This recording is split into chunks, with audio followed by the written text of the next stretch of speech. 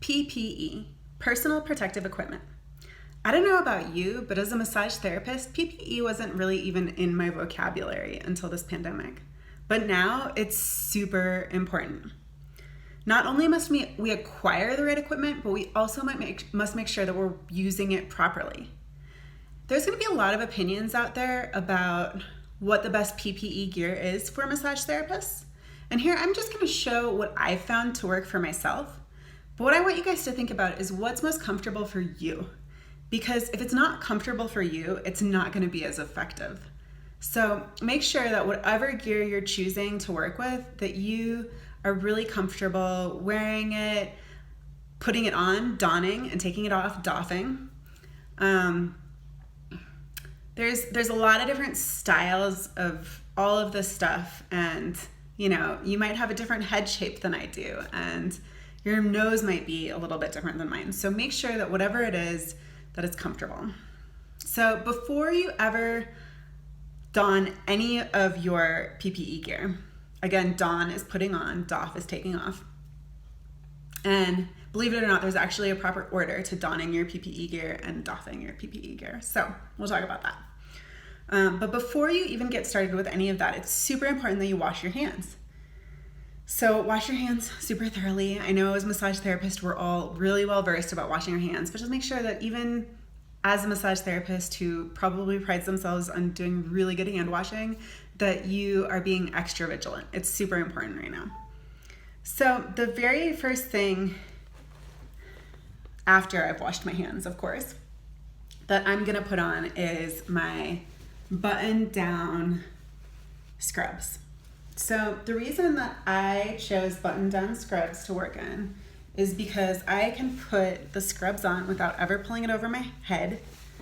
And more importantly, when it's time to take off my shirt, I'm not potentially spreading germs right up over my face. I can take it off this way and avoid any contact with my face. Super important. So that's the very first thing that you should put on, don. Secondly, you're gonna wanna put on a mask. So I have chosen to use primarily KN95 masks.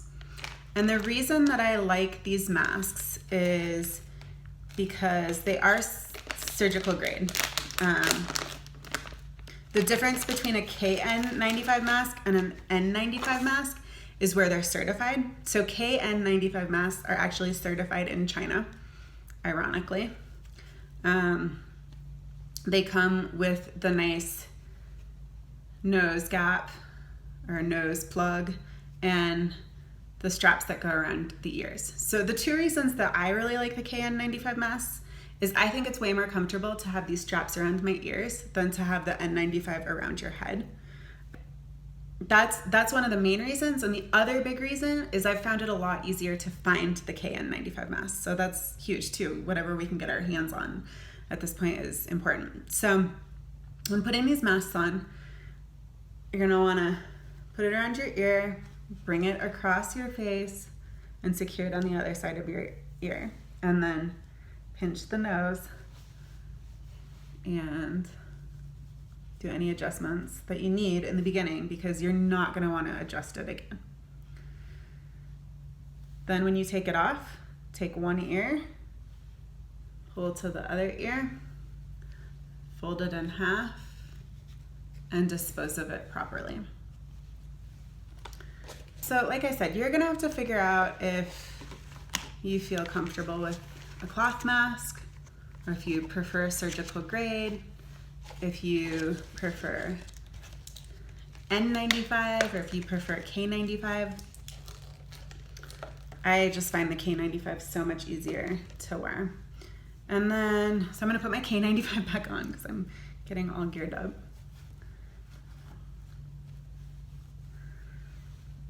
And then I have found the face shield to be really effective. So I put this on my head, and there we go. So in taking it off, I would take off my face shield, I would take off my face mask, and I would take off my shirt.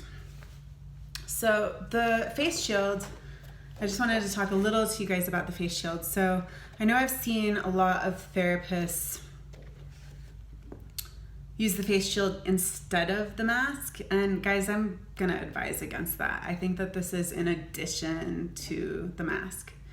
Our eyes are vulnerable to contracting the virus, and so it's important that we have some type of eye covering. I like this because it's just an added layer of protection, and it prevents me from touching my face, from adjusting that mask.